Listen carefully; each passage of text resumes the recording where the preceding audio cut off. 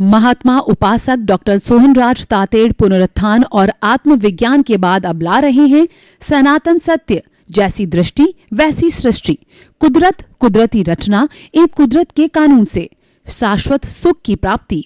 Log in करें www.drsohanrajtated.com, YouTube channel doctor Sohanraj Tated, Play Store से download करें mobile app doctor Sohanraj Tated. ओम शांति प्रभो, जय शांति प्रभो, पार्श्वनाथ वीर प्रभो। ओम शांति प्रभो, जय शांति प्रभो, पार्श्वनाथ वीर प्रभो। ओम शांति प्रभो, जय शांति प्रभो, पार्श्वनाथ वीर प्रभु। हे मेरे भीतर विराजमान शुद्ध आत्मा भगवान, मेरे परमात्मा ईश्वर, मेरे प्रभु, मेरे भगवान, मेरे सर्वे सर्वा, मेरे इष्ट, मुझे ऐसी शक्ति दो, जागृति दो कि मैं किसी के दोष नहीं देखूं, मेरे मन में किसी के प्रति बुरे भाव नहीं आवे, मेरे द्वारा किसी को दुख न हो और मेरा राग द्वेष हर क्षण घटता रहे, संभाव हर क्षण बढ़ता रहे। मैं किसी के प्रति अभिप्राय और ओपिनियन नहीं दूं। हर जन्म में मेरे को मुक्ति के कर्म मिले, हर जन्म में मेरे को सद्गुरु या ज्ञानी पुरुष मिले। मुझे ऐसी शक्ति दो, जागृति दो, आशीर्वाद दो। भाई और बहनों, मातृशक्ति को नमन। आज का अति उत्तम विषय है प्रकृति दोहन के नुकसान। प्रकृति किसे कहते हैं? जो हमारी सृष्टि है, जिसमें हम सभी जीवित प्राणी जीते हैं, पेड़ पौधे, पशु पक्षी, मानव, छोटे बड़े, वायरस इत्यादि। जिस सृष्टि में हम जीते हैं, हमारे चारों तरफ जो पर्यावरण है वह प्रकृति कहलाती है, वह नेचर कहलाती है। उसको नेचर माँ भी कहा जाता है। और ये नेचर पूरे ब्रह्मांड में, सृष्टि में व्याप्त है। और जो जीवन है केवल इसी नेचर में है। इसके बाहर तो जो है वो अलोकाकाश है, यानी केवल आकाश आकाश ही है। और इस पृथ्वी के बाहर में जीवन नहीं है। चंद्रमा पर लोग गए, लेकिन अभी तक ये प्रूव नहीं हुआ है कि वहाँ जीवन है। मंगल ग्रह पर भी गए, लेकिन प्रूव नहीं हुआ कि वहाँ जीवन है। जीवन अभी तक केवल पृथ्वी पर ही प्रूव्ड है। तो भाई और बहनों, हम उस पर्यावरण की बात करते हैं, उस प्रकृति माँ, उस नेचर की हम बात करते हैं। तो उस प्रकृति जो है मनुष्य की भी होती है, वो भी उसकी प्रकृति नेचर कहलाती है। क्योंकि जे पिंडे ते ब्रह्मांडे, जो इस पूरे ब्रह्मांड में है वही मनुष्य, जो कि इस ब्रह्मांड की सर्वश्रेष्ठ कृति है। उसके अंदर वो की वो चीजें हैं। देखिए, जो हमारी नेचर माँ बनी हुई है वह पृथ्वी, जल, अग्नि, वायु और आकाश, ये 5 भूतों से बनी हुई है। और 5 भूतों से ही समस्त प्राणियों का संचालन करती है। और वो अपने मन वचन काया की समस्त क्रियाएं भी इन 5 भूतों से करते हैं। और वो प्राणी इस 5 भूतों में विलीन हो जाते हैं। तब पृथ्वी में, जल में, अग्नि में, वायु में और आकाश आकाश में मिल जाता है। और पूरे इस नेचर, पूरी इस सृष्टि की जो एनर्जी ई है, जिसको कि आइंस्टीन ने फॉर्मूला दिया, E=mc²। m जो है वह c कांस्टेंट है, m मास जो है टोटल मास कहलाती है। तो ये हर वक्त में एक सी बनी रहती है, मात्र इसमें रूपांतरण होता है। ठोस द्रव में बदलता है, द्रव गैस में बदलती है, गैस वाइब्रेशन में बदलती है। पूरा ब्रह्मांड है ये जो है वाइब्रेशंस, कंपन से भरा हुआ है। एक परिंदा भी इसके अंदर पर मारता है तो पूरा ब्रह्मांड प्रभावित होता है, लेकिन वो इतना छोटा एक्शन है कि उसका हमको मालूम तक नहीं पड़ता है। लेकिन जो कुछ होता है वाइब्रेशन से होता है। हमारे मोबाइल का स्क्रोल देखो कि उसको थोड़ा सा धक्का देते हैं तो वो पूरा घूम जाता है। इसका अर्थ ये हुआ कि जो है ये हमारे ब्रह्मांड में जिन लोगों ने sine theta, cos theta, sinusoidal wave और जो है फ्रीक्वेंसी वेवलेंथ को पढ़ा है, वो जानते हैं कि इन वेव्स के आधार पर ही पूरा ब्रह्मांड संचालित होता है। इन वेव्स के आधार पर ही मैं आपसे अभी प्रवचन कर रहा हूं। ये जो ऑडियो वीडियो जो है सारा कन्वर्ट होकर के यूट्यूब पर आकर के पूरे विश्व के अंदर सैटेलाइट पे कहिए उस तक जो है वितरित हो जाता है। तो ये सारा जो है ब्रह्मांड में वाइब्रेशंस के कारण वितरण होता है। तो भाइयों बहनों, हम प्रकृति की बात कर रहे थे कि प्रकृति का हम दोहन करेंगे तो कितने भारी नुकसान हमको उठाने पड़ेंगे, वो आज का विषय है। तो पहले हम जो है वो घटक को लेते हैं पृथ्वी। पृथ्वी का अर्थ होता है अर्थ। ये सारी जो पृथ्वी बनी है जिस पर हम निवास करते हैं, जिस पर खेती बाड़ी होती है, जिसके ऊपर फैक्ट्रियां लगाई जाती है, इनके ऊपर कार चलती है और रेलवे चलती है, हमारा 2 व्हीलर 4 व्हील चलता है और हम पैदल चलते हैं। इस पृथ्वी को हमने कितना गंदा कर दिया। गंदा गंदा पानी इस पृथ्वी पर छोड़ करके, हमारी सारी गंदगी इस पृथ्वी पर छोड़ करके इसको गंदा बना रहे हैं। दूसरा है इस पृथ्वी का दोहन कर रहे हैं। इस पृथ्वी का पेट चीर दिया। सैकड़ों फीट नीचे हम चले गए। जैसे आप मकराना में चले जाओ तो संगमरमर निकालने के लिए कितनी माइंस है, कितनी गहरी चली गई है। उसी तरीके से जो दूसरे एलिमेंट है वो सारे निकाल करके इसको पृथ्वी को पंक्चर कर दिया है, दोहन कर दिया है। पानी के लिए कितने गहरे गए, पेट्रोलियम के लिए सबसे ज्यादा गहरे गए। तो इस पृथ्वी का पेट चीरने से जो है इसका दोहन हुआ और उसके दुष्परिणाम क्या है कि हमारी जो पृथ्वी है एक धुरी के ऊपर जो है ये सूर्य के चारों तरफ चक्कर लगाती है और चंद्रमा है इस पृथ्वी के चारों तरफ एक धुरी पर चक्कर लगाता है। तो ये धुरी को जो हम सेंटर ऑफ ग्रेविटी कहते हैं, CG, तो जब ये धुरी बराबर बनी रहती है तब जो है आराम से हमारी सृष्टि चलती। लेकिन जब दोहन कर दिया जाता, पृथ्वी का खाई वगैरह गहरी खोद दी जाती है तो उसकी जो कहना चाहिए दूरी है वो डिस्टर्ब हो जाती है, वो खिसक जाती है। मान लीजिए दूरी वो 10 डिग्री एंगल पर थी तो खिसक के 15 हो गया।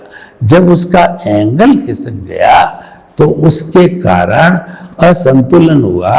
असंतुलन होते ही जो है सुनामी है और जो अतिवृष्टि है, अनावृष्टि है, महामारी है इत्यादि वो है हमारे सामने कई तरह की समस्याएं पैदा इस दोहन के कारण हुई।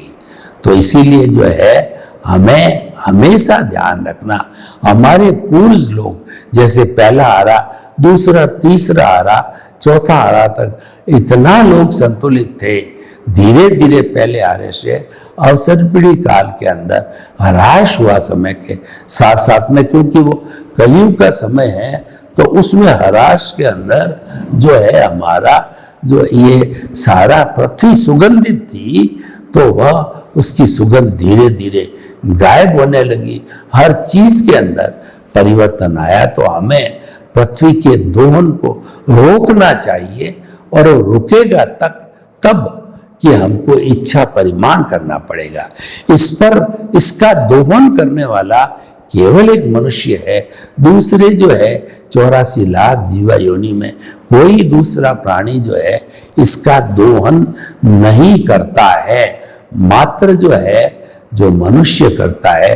और वो अपने स्वार्थ के वशीभूत, वो अपनी नीड को छोड़ के ग्रीड पर चला जाता है। नीड जायज है, नीड आपको करनी पड़ेगी। रोटी, कपड़ा, मकान, शिक्षा, चिकित्सा, ये नीड हर एक को जो है वो पूर्ति करने का अधिकार है और उसको करना पड़ेगा। उसके बिना उसका शरीर नहीं चलेगा, परिवार नहीं चलेगा, ये जायज है। लेकिन अब आप देखिए कि आपको जो है कितने मकान चाहिए, आपको कितना धन चाहिए, कितने कपड़े चाहिए, कितने व्यंजन चाहिए, यानी कोई सीमा तो होनी चाहिए। सीमा को हम संयम कहते हैं। तो जब तक संयम नहीं होता है तब तक व्यक्ति जो है ग्रीडी बन जाता। ग्रीडी के लिए हमारी नेचर माँ कहती है कि मेरे पास समस्त प्राणियों का भरण पोषण करने का पर्याप्त भंडार है 5 तत्वों का, लेकिन एक और इतनी बड़ी मेरे पास संपत्ति है, लेकिन एक व्यक्ति को दबाने के लिए, संतुष्ट करने के लिए सारी संपत्ति दे दी जाए तो भी वही नहीं धापता है, क्योंकि मनुष्य लालची है, लोभी है, ग्रीडी है। इसलिए इस ग्रीड पर अंकुश लगाना पड़ेगा, इच्छा परिमाण करना पड़ेगा। खाने की इच्छा, पीने की इच्छा, उठने की, सोने की, पहनने की, काम की, काज की, सब इच्छाओं पे अंकुश लगाएंगे तब हमारी ग्रीड जो जायज है उसका उपयोग तो होता रहेगा और नाजायज चीज पर अंकुश लगता रहेगा। हालांकि सरकार भी इसके ऊपर बहुत काम करती है। सबके साथ समानता का व्यवहार करना हो तो ग्रीडी लोगों पर रेड मारती है, इनकम टैक्स लगाती है और भी कई तरह के जो है पनिशमेंट वो देती है। तो ये हमारा हो गया पृथ्वी। अब आप जल को देखिए कि जल जो है कितना वेस्ट किया जा रहा है। पुराने जमाने में जब ये नल सिस्टम नहीं था तो लोग कुएं से सेंच करके अपने सिर पर घड़ा लगा करके वो घर पे मीठा अमृत जैसा पानी लाते थे। लेकिन जब घर के अंदर नल आ गए, टूटी आ गई, तो लोगों ने उसका दुरुपयोग करना चालू कर दिया। 1 बाल्टी पानी चाहिए, उसकी जगह नहाने में 10 बाल्टी पानी का उपयोग कर लेते हैं। बहनें जो है बिना ध्यान दिए वॉश बेसिन के अंदर कितना दुरुपयोग करती है पानी का, और जो हमारे टॉयलेट्स वगैरह में कितना एक बार छोड़ा तो 5 लीटर 10 लीटर कितने लोग कितनी बार छोड़ते हैं वो भगवान ही जानता है। तो भाइयों बहनों, ये पानी का अपव्यय हुआ। गार्डनिंग में देखिए कितना बड़ा पानी लगता है। तो इन सब चीजों को हमें रोकना पड़ेगा, और एक्सप्लॉयटेशन को रोकना पड़ेगा, वरना जो है ये ऐसा कहा जाता है, वैज्ञानिक लोग कहते हैं कि 2 महायुद्ध तो हो गए और तीसरा महायुद्ध जब भी लड़ा जाएगा वो पानी के लिए लड़ा जाएगा, क्योंकि पानी की स्कैर्सिटी बहुत ज्यादा बढ़ गई। अशुद्ध पानी पी करके करोड़ों बच्चे हर साल मरते हैं। अशुद्ध पानी पीने से मनुष्य को पानी संबंधी अनेक बीमारियां आती है। तो इसीलिए पानी जो है 60% हमारे जो है वो भोजन का भाग है। इतना बड़ा पानी हमारे शरीर में है, और इस पृथ्वी पर भी 75% जो है वह पानी खारा है, 25% ही लैंड है। लेकिन खारे को जो है मीठा करना ये बहुत टिपिकल और महंगी प्रक्रिया है। तो भगवान का दिया हुआ जो सीधा पानी है, जो अमृत रूप में है, उसका सदुपयोग किया जाना चाहिए। उसका दुरुपयोग करके उसको बहाना नहीं है नालियों के अंदर। तो हमें हर हालत में पानी के दुरुपयोग को रोकना है। सदुपयोग तो हमें करना ही है, क्योंकि पानी बिना हम हमारे जीवन की आवश्यकताओं की पूर्ति नहीं कर सकते हैं। तो ये तो हो गया हमारा जल, और तीसरा है अग्नि। अग्नि है वो हमको ताप प्रदान करती है और अग्नि से हमारा भोजन पकता है।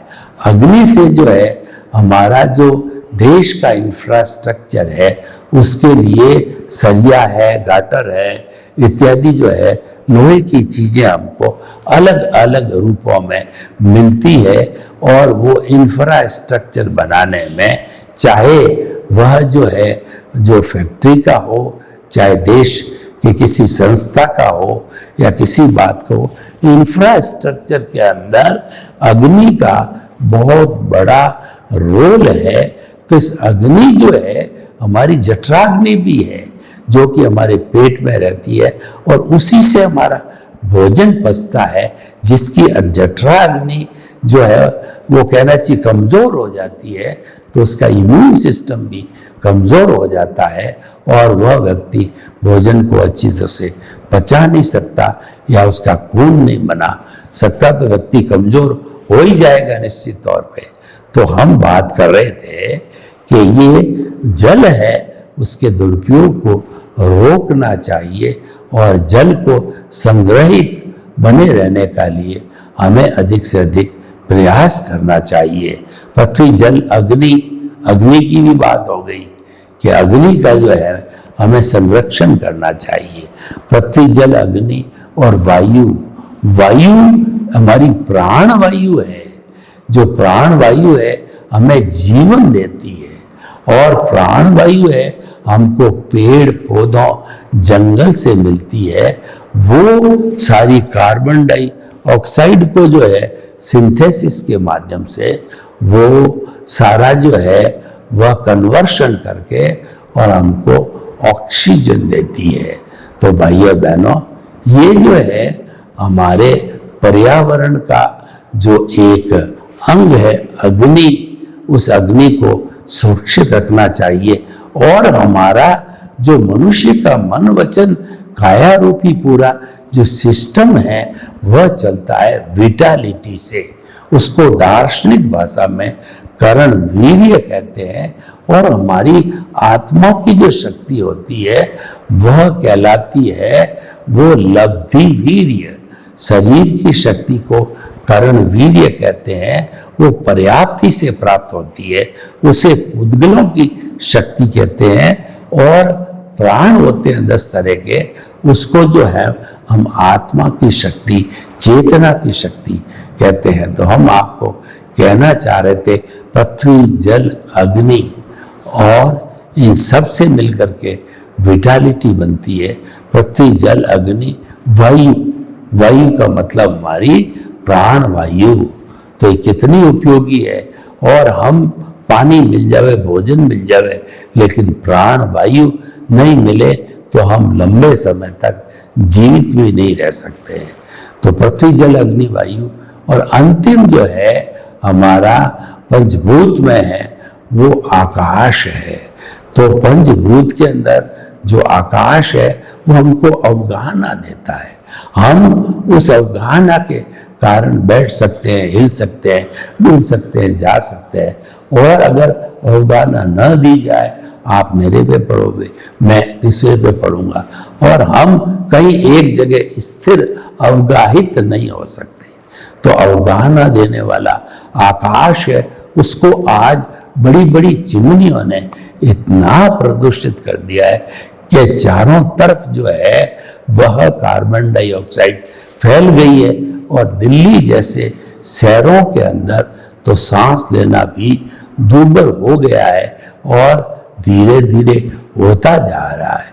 उसके दुष्परिणाम है वह है, अगर हम व्यक्ति के स्तर पर लें तो वो सारे दुष्परिणाम हैं, व्यक्ति को बीमार बनाते हैं। और डॉक्टर है उस बीमारी को ठीक करने के लिए, जैसा कि हम जो है प्राकृतिक रूप से जो हम जो बताते हैं इस पर्यावरण के डेफिनेशन, उसके हिसाब से जो है ये हमको डॉक्टर जब बीमार पड़ते हैं तो वो हमको सप्लीमेंट देता है। जैसे vitamin A, vitamin B, vitamin C, vitamin D, vitamin E, vitamin F, ये सारे जो पंचभूतों के सप्लीमेंट्स हैं वो हमको टैबलेट या कैप्सूल के रूप के अंदर जो है डॉक्टर लिख के देता है, क्योंकि हम अप्राकृतिक हो गए।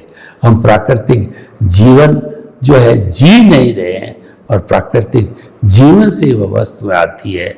तो भाई और बहनों, जो हमारे इस जो है पर्यावरण संबंधी जितने भी जो वस्तुएं हैं उन सब का दोहन जो है किया जाएगा तो और भी मनुष्य जो है गहरी प्रॉब्लम के अंदर चला जाएगा और मनुष्य को जो है वो सुख भी नहीं मिलेगा।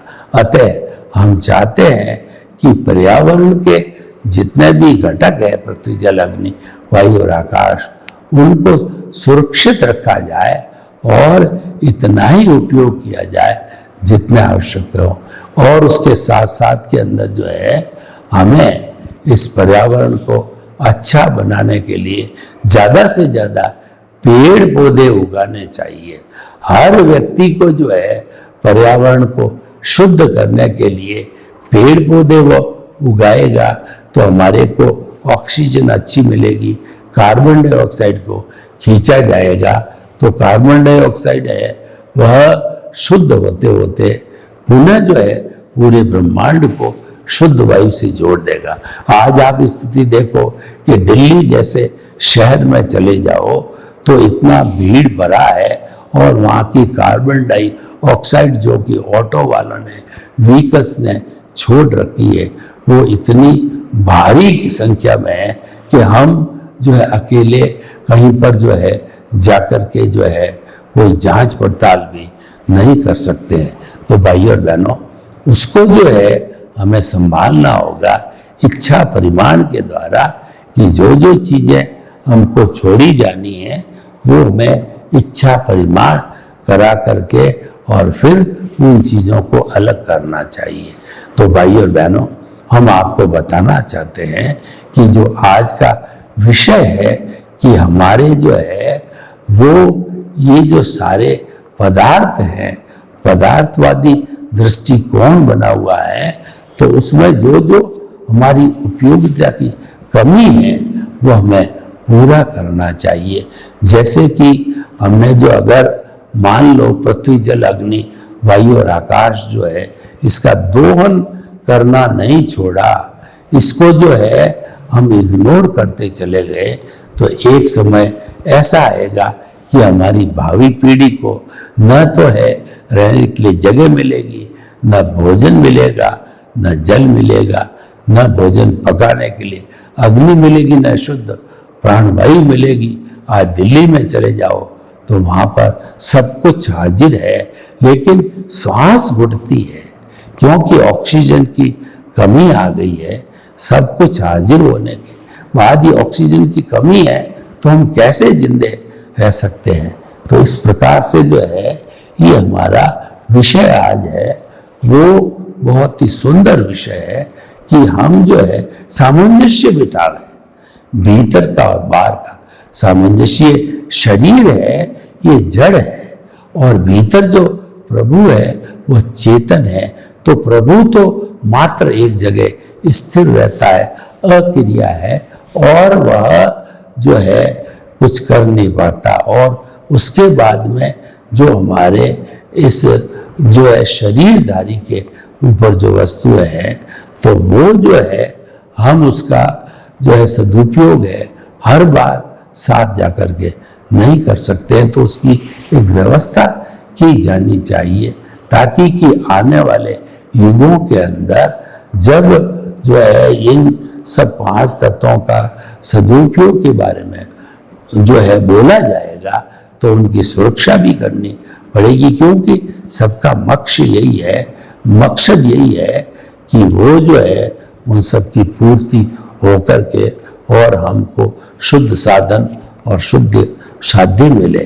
तो भाई और बहनों, हम आपको बताना चाहते हैं कि ये जो है जितना भी जो है हमारा प्रकृति के दोहन की बात करेंगे तो प्रकृति का दोहन है वह हमको बहुत बड़े नुकसान में पहुंचा सकता है। इसके अतिरिक्त जैसा हमने कहा कि अब हम इसका जो है बहुत जल्दी उपयोग करने वाले हैं, तो वह उपयोग जब हो रहा है तो हमको चिंतन करना चाहिए कि उनके साथ बैठ करके और हम ऐसा रास्ता निकालें कि हम उनसे जो है अच्छा लाभ प्राप्त कर सकें। तो भाइयों और बहनों, आज का जो हमारा विषय है कि प्रकृति दोहन के नुकसान, इसको जब एक्सेस ऑफ एवरीथिंग किया जाता है, जब है व्यक्ति जो है कोई चीज की अधिकता कर लेता है तो वो नुकसानदायी होती है। तो हमारे भी जो ज्ञान के तंतु है, जो ज्ञान की बातें हैं, वह सीखते रहना चाहिए और वो सीख करके हमारे जीवन में उसकी एप्लीकेशन की जानी चाहिए। तो भाइयों और बहनों, अब आप देखिए कि जो आज के विषय की हम बात करें तो वह विषय जो हमारा ये है कि ये 5 भूत जो कहे गए हैं तो उनका सदुपयोग किया जाना चाहिए, उनका दुरुपयोग है कहीं नहीं किया जाना चाहिए, क्योंकि इन 5 भूतों बिना हमारा जीवन चल नहीं सकता है। तो भाइयों बहनों, हम आपको बताना चाहते हैं कि जो है ये हमारा विषय है कि 5 भूतों के अंदर व्यक्ति का जो है किस तरीके से हम इसको व्यवस्थित करें। तो हमें इन 5 भूतों के साथ में, जैसा कि डिक्लेयर किया गया है कि जो है हम इसका दुरुपयोग नहीं करेंगे, तो हमें ये सोच समझ के कार्य किया जाना चाहिए। तो इस तरीके से जो है ये हमारा सारा जो है वो कार्यक्रम का जो हिस्सा है कि ये जो है वह किस तरीके से आगे बढ़ता रहता है। तो भाइयों और बहनों, आइए हम प्रकृति दोहन नहीं करें। प्रतिदिन एक व्यक्ति एक जो है वो पेड़ लगाएगा, पौधा लगाएगा, उससे हमारी बहुत सी प्रजातियां हैं जो आज कुंठित हो रही है या गायब हो रही है, तो वो प्रजातियां जो है वो हमेशा जीवित रहेगी। उसके लिए पर्यावरण का दोहन हमें कभी नहीं करना चाहिए। सर्वे भवन्तु सुखिनः, सर्वे सन्तु निरामया। लोग के सब जीवों को सुख मिले, शांति मिले, आनंद मिले, प्रेम मिले, सौहार्द मिले और सब कुछ हिलमिल करके हम एक अच्छे राष्ट्र की, अच्छे विश्व का निर्माण करें। आपके प्रति मंगल। ओम शांति। महात्मा उपासक डॉक्टर सोहनराज तातेड़ पुनरुत्थान और आत्मविज्ञान के बाद अब ला रहे हैं सनातन सत्य, जैसी दृष्टि वैसी सृष्टि, कुदरत, कुदरती रचना एवं कुदरत के कानून से शाश्वत सुख की प्राप्ति। लॉग इन करें www.drsohanrajtated.com।